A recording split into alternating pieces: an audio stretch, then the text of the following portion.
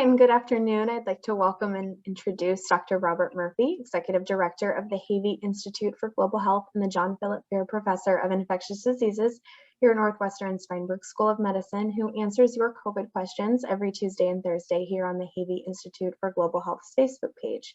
And today, Dr. Murphy will be answering viewer-submitted questions and addressing the latest COVID headlines through today, the 17th of February. And we invite you to continue to submit your questions to us via Facebook at NU Institute for Global Health or via email at globalhealthinstitute@northwestern.edu. And leading the discussion again today is Sophie Buskowski, who is a student research assistant with the Institute. So Sophie, I now turn it over to you. Thank you, Kristen. Hi, Dr. Murphy. Hey, good morning. So now for some updated COVID statistics. We are seeing about 64.4% of the population with 2 shots. So that's not fully vaccinated, that's 2 shots. And we are seeing about 27.9% of the population fully vaccinated, so they have a booster. That's a very, very low number. Now, for the 7-day average of cases, we're seeing a very, very strong decrease, about 124,000 cases per day with a 67% increase. Hospitalizations have decreased by 39% and deaths have decreased also by 13%.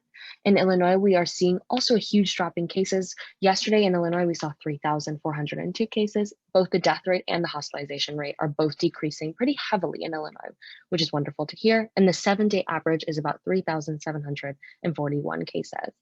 What can you tell us about this booster situation and the deaths and what we're seeing with this huge drop in COVID? Well, as predicted, this Omicron wave is decreasing very steeply. It went up steep, infected millions and millions of people, and it is dropping really steeply. But still, there's over 2,000 deaths per day in the United States. Imagine something else that was hadn't been there before and was killing 2,000 people a day. It's still bad, okay? But now with this drop in cases, the hospitalizations yesterday in the United States was 81,000. So, just 2 weeks ago, it was 240,000. So that's an amazing drop. That really is gonna help a lot of these hospitals that were just bursting at the seam, and the workers are getting stressed out, and the places are full, and they can't take transfers, and it's just it really was challenging during that peak with all these hospitalizations. But they're coming down now too, and so everything's going in the right direction. So the question is, how low is it going to go, and are we going to now have enough immunity from all these people who've been vaccinated and boosted, or people who've had Omicron or one of the other variants? Do they have enough immunity? How much immunity do they have?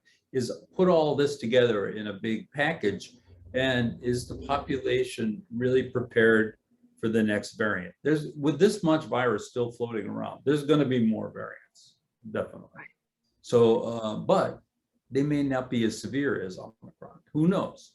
So we'll certainly find out. But with this going in this direction, and especially in Chicago, where the rate 2 days ago was, I think, 15.9 per 100,000. I mean, that's getting really low, and that's great.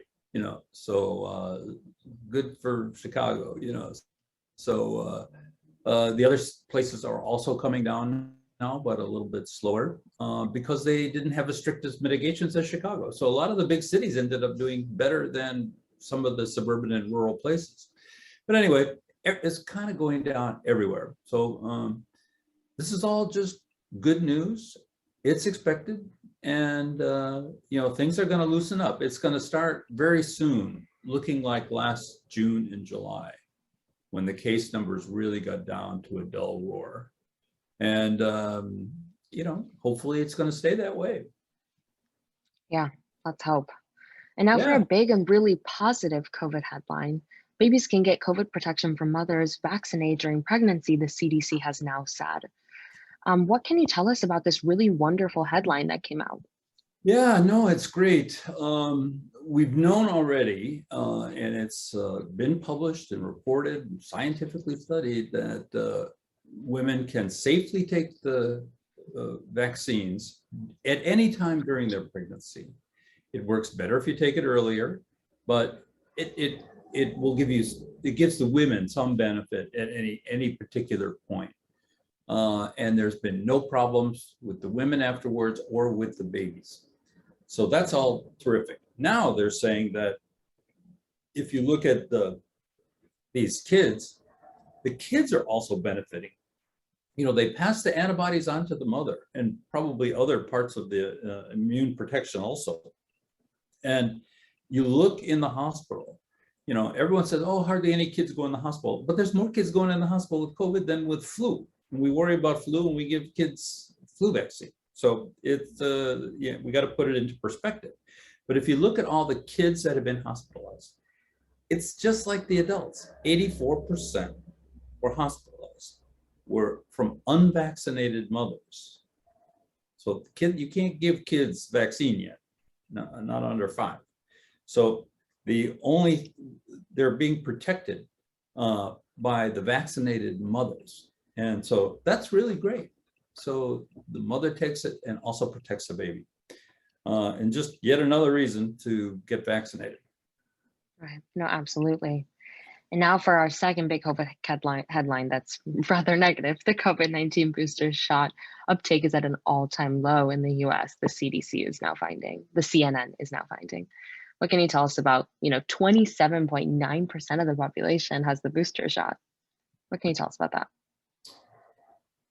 This is a phenomena that's unfortunate because, boosters there's nothing big special about boosters with other vaccines.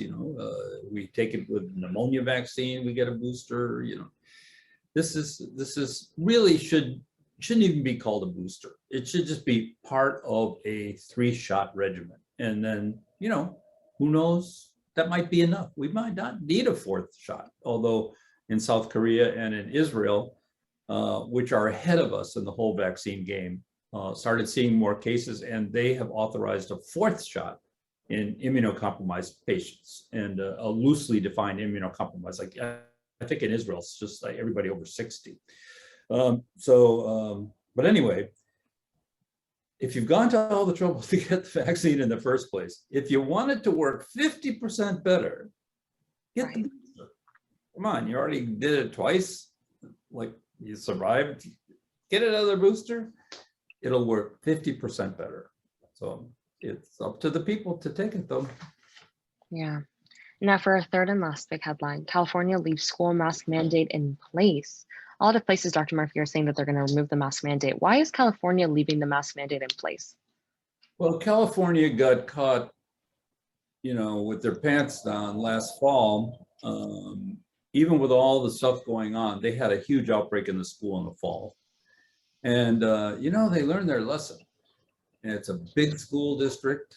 And, they're just playing it safe. We're not talking about a mask for the next 10 years. We're talking about a mask not like now. All right. And maybe for a couple of months, maybe for a semester, maybe for a school year. Let's see what happens with these numbers. If this thing really does go down and doesn't pop back up with a new variant, guess what? The governor or whoever is making these rules out there just gets on the phone and says, okay, looks like we don't need them anymore. And the next day, nobody's wearing a mask. It's not like it's very hard to change. These people are being cautious and they're following the science. And, I applaud them for being cautious. You want this thing to go away once and for all. If you give up too soon, you're going to pay the price. It's going to bounce right back. It's bounced back 5 times. So, let's remember that can happen. Last June, July, we were in the same boat. Oh, great, it's over. It's nice. It's summertime. And, boom, we got Delta in August. That was a disaster. And then in the middle of that, we get Omicron on top of it, Right. So we got to really be careful here because we don't know, how long this thing is going to play out. We do know it's going to end. We don't know when. So we'll see. Yeah, you're absolutely right. And now for some COVID questions. Dr. Murphy, could you explain how variants are tracked in the US? Who is tracking them and how do they determine that a variant is a concern? Well, that's actually two separate questions. So the variants are tracked by a kind of a loose-knit system in the United States. I would say it's not, it's big, but it's not really organized that well. But we do it here. It's done all over the place now. They do it at Northwestern, they do it at Rush, and everything gets reported to the state, so we know, what the variant thing is right now. All they're finding is Omicron here in Chicago, So, in some places they do still pick up a Delta case. Now, who determines a variant of concern? Now, we've already heard of BA1 and BA2. 2 is that stealth Omicron. That is not a variant of concern. It's the Omicron. It's not a new variant of concern. So genetically, it has to change even more than just adding another mutation and getting called BA2. All right.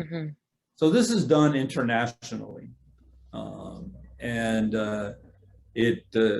when they see this massive change in the genetic structure, the genetics people, they just say, like when they saw Omicron with the 32 mutations, before there had been like 15, all of a sudden the number of mutations in the whole genetic product of the whole virus just looked so different.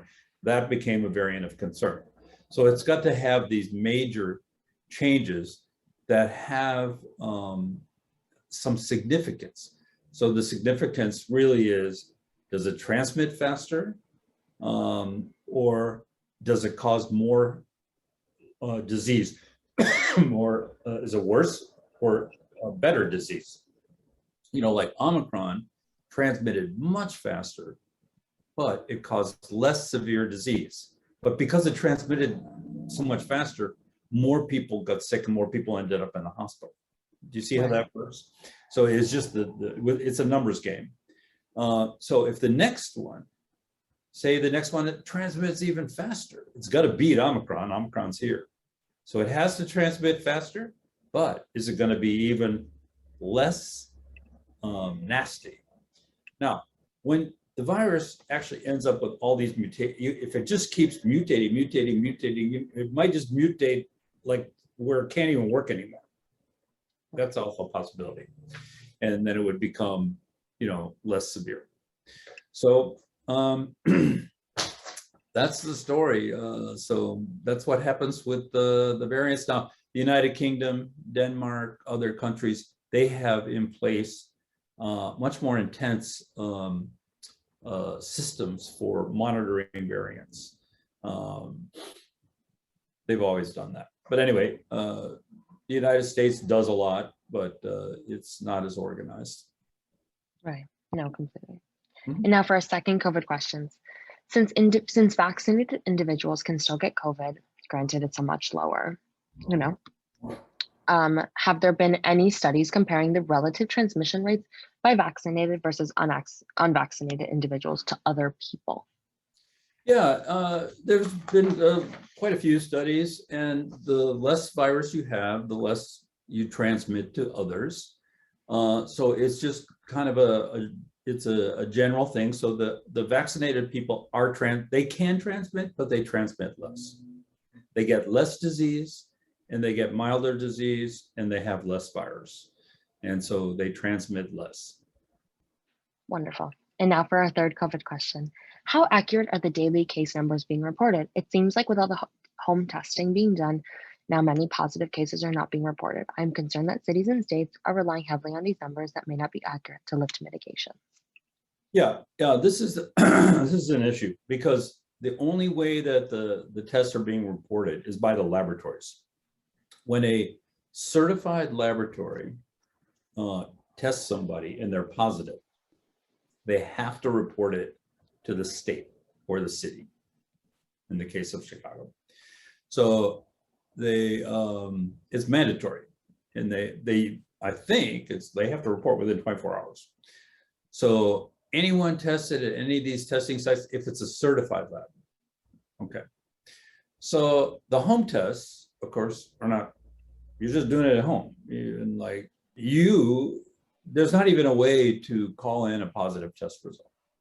It's just not recorded. Now, many of those people, for either on their own, go get a confirmation test at another site. I would strongly recommend that if they suspect they don't have it, they have no symptoms or something. Anyway, or if they do get sick and they end up in the hospital, everybody gets tested. So a lot of those people actually do get picked up. But of course, the people with mild disease, especially vaccinated people, I mean, I was getting calls like constantly from people I knew personally and patients, oh, I got the sniffles and sore throat, my antigen test is positive, but I'm not doing that bad and breathing okay and everything. Those people didn't get confirmatory tests and they never ended up in the hospital, so they don't count.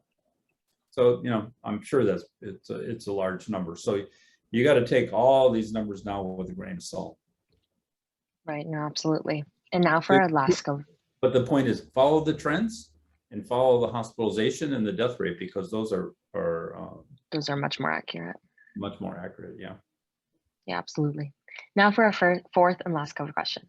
My wife and I are both seniors. She's been diagnosed with ovarian cancer and has begun a regimen of pre-surgical medications. She will begin chemotherapy and steroids next week.